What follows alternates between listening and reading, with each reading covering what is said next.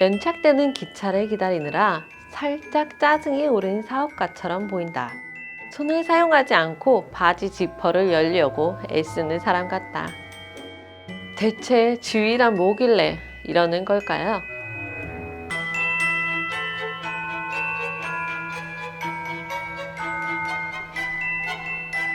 난해하지만 약간만 들여다보면 무척 매력있고 재밌는 지위의 세계 속으로 여러분을 초대합니다. 오늘 소개할 책은 조금 더 특별한 책. 도서관에 들어온 지 6개월이 넘도록 아무도 빌려가지 않은 신간과 같은 구간인데요. 어렵지만 클래식의 깊은 매력을 느끼게 해줄 한 권의 책을 소개합니다. 이 책을 쓴 존 마우체리는 뉴욕 필하모닉, 프랑스 국립관현악단, 메트로폴리탄 오페라 등 세계 유수의 교향악단 및 오페라단을 이끈 세계적인 지휘자인데요. 브로드웨이 뮤지컬과 할리우드 영화음악 등 여러 장르에 걸쳐 활약하는 음악가이기도 합니다. 지휘에 대한 책들은 꽤 있지만 보통 지휘 테크닉에 집중한 책들이 많은데요. 이 책은 지휘의 이론보다는 현장에서 지휘자가 실제로 겪은 사건이나 에피소드들을 중심으로 다루고 있습니다. 마우체리가 스승이자 동료였던 번스타인을 비롯해 카라얀, 스토코프스키, 토스카니니 등 유명 지휘자들의 발자취를 꼼꼼히 기록한 지휘의 일대기라고 할 수 있는 이 책은요. 지휘의 역사, 언어와 테크닉, 지휘자의 인간적인 부분들과 페르소나 등 지휘라는 행위의 흐름과 깊이를 쉽게 이해하게 해주는 면이 있는 책이고요.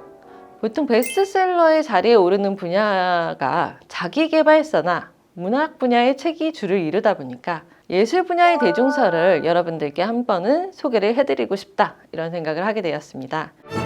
음악을 컨트롤하기 위해서 악보라는 것이 만들어지고 이제 합주를 위한 파트보가 만들어졌고요. 그리고 지휘자의 비밀스러운 표식이 더해진 또 완성된 총보, 그것의 내밀함 그런 것들이 완성품 속에 꽁꽁 숨겨진 기술을 알게 되는 것 같다고 해야 될까요? 카라얀이라는 지휘자와 번스타인이라는 지휘자를 아시는 분들은 많이 아실 텐데요.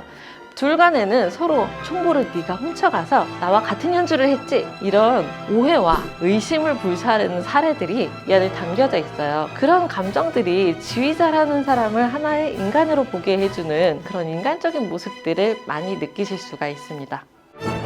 이 책은 우리가 지휘에 대해서 생각하는 것들에 많은 편견을 깨주는 책이기도 한데요. 지휘라는 게 어떤 사람들이 생각하기엔 이 막대기만 휘두르면 되는 거 아니야? 이렇게 쉽게 생각을 할 수도 있지만 어떤 사람들은 지휘자를 바라보며 너무 많은 악기를 완벽하게 다루고 있어. 너무 어렵게 생각하시는 분들도 있을 수 있는데 이런 분들을 위해서 정말 편안하고 재밌는 에피소드와 지휘에 대한 편견들을 깨나가시면서 누구나 즐기실 수 있게 다뤄주고 있는 책입니다. 예를 들어 리하르트 슈트라우스는 연착되는 기차를 기다리느라 살짝 짜증이 오른 사업가처럼 보인다. 토스카니는 언제나 입을 벌리고 이해할 수 없는 말을 내뱉으며 눈에 보이지 않는 악마와 한판 전투에 열중하고 있는 듯한 모습이다. 키가 크고 비쩍 말라 볼품없어 보이는 빌헬름 푸르트뱅글러의 브람스 교향곡 4번 피날레 지휘 영상을 보면 마치 보통 사람보다 관절이 2배는 많은 듯 정신없이 팔을 흔들며 고개를 까닥이고 있다. 레너드 번스타인은 유명한 뜀꾼이었다. 나의 형은 번스타인이 봄의 대전을 지휘하는 모습을 보고 손을 사용하지 않고 바지 지퍼를 열려고 애쓰는 사람 같다고 했다. 오케스트라 공연 관람할 때 이제 보통 지휘보다는 우리가 악기의 음색을 더 느끼려고만 했었던 것 같은데 그 지휘자의 움직임과 사운드에 좀 더 매력적으로 빠져들 수 있을 것 같은데요. 유튜브를 보다가 우연히 앙드레 류라는 클래식 음악가를 알게 된 적이 있었는데요. 앙드레 류가 이끄는 요한 슈트라우스 오케스트라 공연은 클래식뿐만 아니라 영화음악, 오페라 등의 장르를 넘나듭니다. 특히 광장이나 길거리에서 펼쳐지는 야외 공연은요. 청중 모두가 함께 크고 웅장한 유희를 즐기는 모습인데요. 앙드레 류의 공연 영상을 보면 지휘의 매력을 충분히 감각적으로 느낄 수가 있었습니다. 거리 공연이 설치가 엄청나게 불편한 일임에도 불구하고요. 이런 공연을 기획하는 것은요. 클래식이라는 장르를 대중에게 가져오기 위한 노력의 일부라고도 생각이 되고요. 이 책 역시 공연과 같은 목적을 지니고 있는 책이지 않나 하는 생각을 해봅니다. 지위란 사람들이 생각하는 것보다 크면서도 작은 그 무엇이기 때문이다. 사람들에 따라서 이 지위나 연주가 얼마나 많이 달라지는지 별것 아닌 게 될 수도 있고 훌륭한 무언가가 될 수도 있다는 점을 잘 얘기하고 있는데요.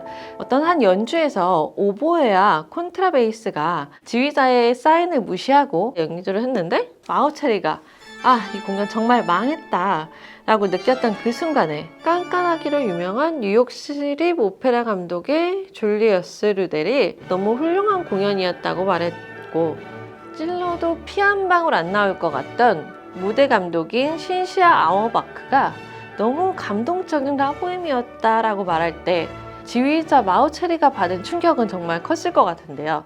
마치 프라이팬으로 머리를 3개 얻어맞은 채 쓰러지기 직전인 기분으로 객석을 향해 고개를 숙였다.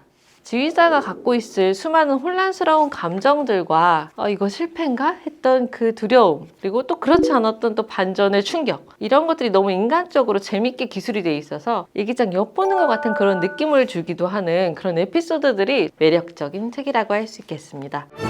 지휘란 건 연주의 힘과 에너지를 조정하는 일이기도 하고, 그 자리에 서기까지 숱한 갈등과 철학, 단원들과의 조율과 조화까지, 그런 모든 것이 그 사람의 손에 따라 달라진다는 것이 또 무척이나 감동적이고 장엄하게까지 또 느껴지는 책이기도 해요.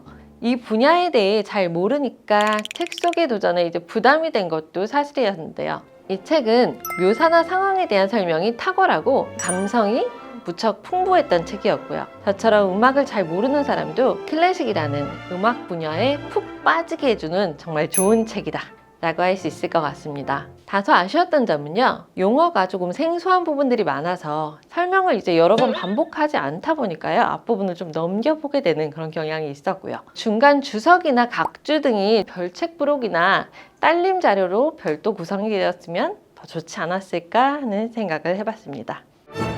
예술 분야는 문학 못지않게 감수성과 미학이 가미되는 분야라서 예술 분야 도서들이 우리 삶에 함께한다면 정서적으로는 더 풍요롭고 아름다운 삶을 가꾸는 걸음이 될 수 있다고 생각합니다. 새해에는 도서관에서 지식과 철학이 가득한 책들과 함께 풍요와 보람된 내일을 계획해 보시기를 추천드리겠습니다. 이 책 한번 도서관에 와서 빌려보시겠어요?